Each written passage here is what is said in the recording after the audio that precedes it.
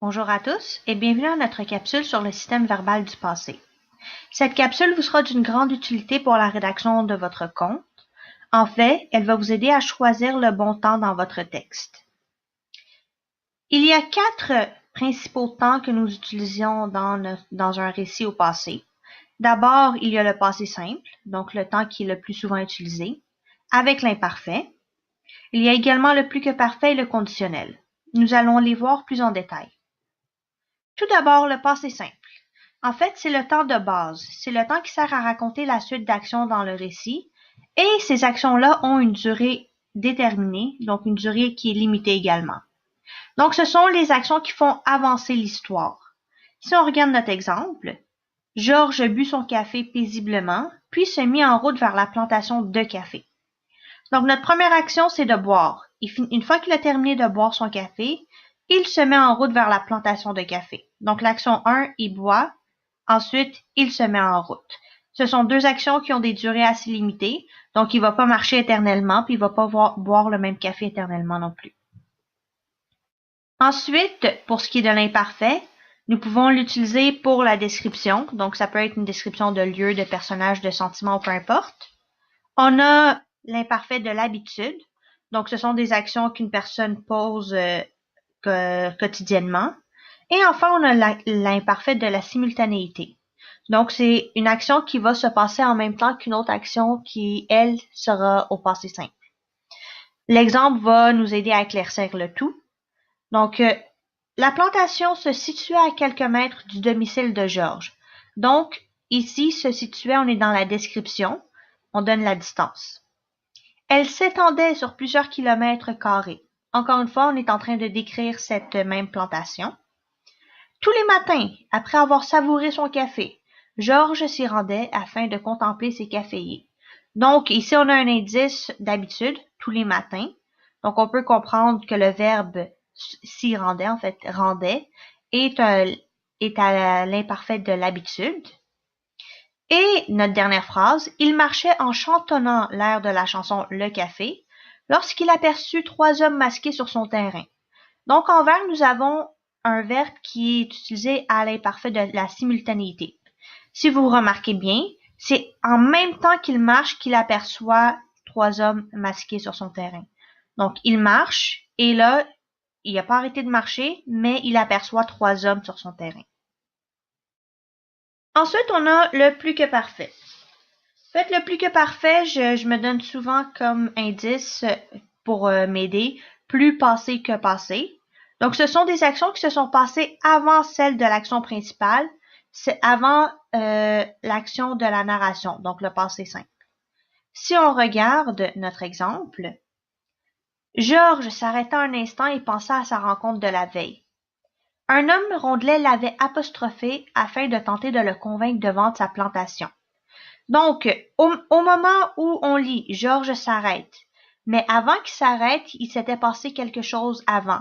Donc, la veille, action passée, la veille, un homme l'avait apostrophé. Il lui avait parlé d'un grand projet commercial qui verrait le jour à cet endroit même. Encore une fois, donc là, il s'est arrêté. Hier, un homme l'avait apostrophé. Hier, un homme lui avait parlé. Georges se souvint qu'il lui avait répondu sèchement que sa terre n'était pas à vendre et que jamais il ne permettrait à quiconque de toucher à ses caféiers. Donc, encore une fois, avait répondu, c'est dans le passé. Ces 3 actions-là se sont passées la veille de cet incident-là. Donc, c'est la raison pour laquelle nous utilisons.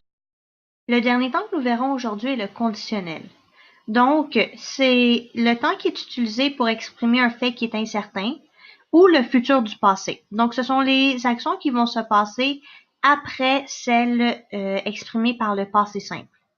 Si nous observons notre exemple, Georges se souvint qu'il lui avait répondu sèchement que sa terre n'était pas à vendre.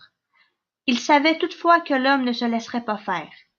Donc, notre action principale, c'est de se souvenir de quelque chose, mais il sait que dans un futur, pas si lointain, l'homme ne se laisserait pas faire. L'action n'est pas encore achevée, l'action en fait n'est même pas commencée. Donc, c'est une action qui est future. Donc, l'homme ne se laisserait pas faire. Il savait que cette créature assoiffée par l'argent ne s'arrêterait pas à un simple refus de sa part. Encore une fois, même logique. Georges refuse de vendre sa plantation. Dans le futur, l'homme ne s'arrêterait pas à ce refus-là. Il devait agir. Georges prépara son plan minutieusement. Il regrouperait les cultivateurs des alentours, les convaincrait de se joindre à lui, et, ensemble, ils chasseraient l'homme d'affaires de leur région. Donc, le plan qui sera exécuté dans un futur serait de regrouper les cultivateurs, de les convaincre à se joindre à lui et de chasser l'homme de leur région. Donc, ce sont toutes des actions qui n'ont pas encore commencé. Ce sont des actions futures. Je vous donne ici un exemple de paragraphe dans lequel on utilise les 4 temps que nous avons vus. Donc, Georges buvait paisiblement son café lorsqu'il entendit un bruit provenant de sa plantation. Sans hésiter, il enfila ses bottes et courut vers le champ. Il allait protéger ses précieux caféiers, peu importe le prix à payer. Étaient-ce les malfaiteurs de la veille qui avaient récidivé? Que ferait-il s'il découvrait ces voyous sur son terrain? Il arriva finalement à la plantation, et ce qu'il vit le laissa sans mots. Donc, si jamais nous étions pour utiliser une logique, si on était pour mettre sur notre ligne du temps les actions en ordre chronologique. Donc, tout d'abord, il y a quelqu'un qui arrive sur son terrain. Ce sont probablement les malfaiteurs qui avaient récidivé. C'est la raison pour laquelle c'est au plus que parfait. Ensuite, il entend un bruit en même temps qu'il boit son café. Donc, on a ici l'imparfait de la simultanéité, le numéro 1. Et on a une action qui fait avancer l'histoire, donc il entend un bruit. C'est la raison pour laquelle le 1 et le 2 sur notre ligne du temps sont placés un par-dessus l'autre. Une fois qu'il entend le bruit, il enfile ses bottes. Une fois qu'il a enfilé ses bottes, il court vers le champ. Une fois qu'il court sur le champ, il arrive, donc on saute tout de suite à l'action numéro 9, et il voit quelque chose. Donc ça, c'est les actions qui font avancer l'histoire. Là, nous arrivons à des actions qui ne se sont pas encore produites. Donc, que ferait-il dans le futur s'il découvrait, encore une fois, dans le futur, des voyous sur son terrain? Pour ce qui est de l'action numéro 5, c'est une action, donc, il allait protéger ses précieux caféiers. Elle va s'étendre sur toute la ligne du temps. Elle commence au tout début et elle se termine à la toute fin. Il ne va jamais s'arrêter de protéger son champ. Donc, c'est la raison pour laquelle je l'ai mis au-dessus de ma ligne du temps. Un petit rappel, si jamais vous oubliez quel temps utiliser, vous pouvez toujours aller chercher dans Antidote valeur des temps verbaux et vous allez avoir une explication. Là, vous voyez le présent, c'est vraiment, j'ai tout simplement fait un imprime écran de toute la page. Par contre, si vous descendez votre curseur, vous verrez que nous avons tous les temps verbaux. Je vous suggère de sauver cette page-là dans vos favoris d'Antidote.